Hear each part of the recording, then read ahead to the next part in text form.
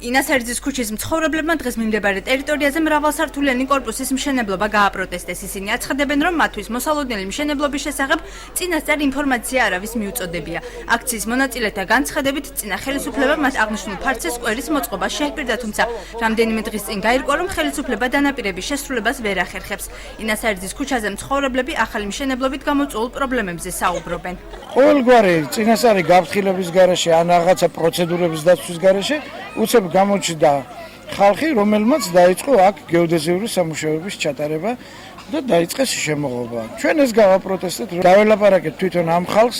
ეს ხალხი თანახმაა, რომ აქ არ ააშენოს ვინა, ითხოვს სანაცვლოდ ფულს ან კიდევ ტერიტორიას. მერიაში გვეუბნებია, რომ ბიუჯეტში თანხა არ არის და შესაბამისად ვერ მივცემთ, არც ტერიტორია. ჩვენს წინ არის ორბის ბინა, საიდანაც გვეყრება მტვერი, მაგრამ ვითმენთ ხალხი, იმიტომ რომ უკვე დამთავრების პირას არის მისული.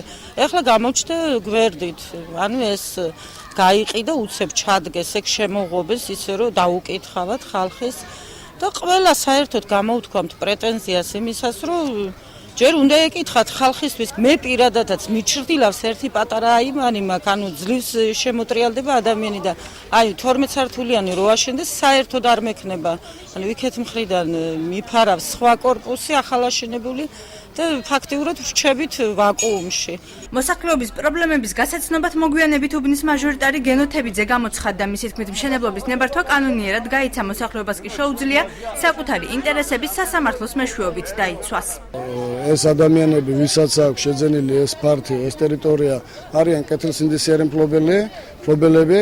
პლუს ამას დამტკიცებული არის ის პროექტი უკვე ქალაქ ბათუმის საპროექტოში, ასე რომ ერთადერთი ის პრეტენზიები, რომელი პრეტენზიებიც ამ უბნის მაცხოვრებლებს, ამ ადამიანებს გააჩნიათ, შეიძლება გასაჩივრებული იქნეს სასამართლოში და რა თქმა უნდა დაიწყოს სამართლებრივი დავა. მოქალაქეების თხოვნით ტერიტორიის დასათვალიერებლად ქართული ოცნების წარმომადგენლებიც მივიდნენ, რომლებიც ადგილობრივებს დახმარებას შეჰპირდნენ, რის შემდეგაც აქციის მონაწილეებმა ტერიტორია დატოვეს.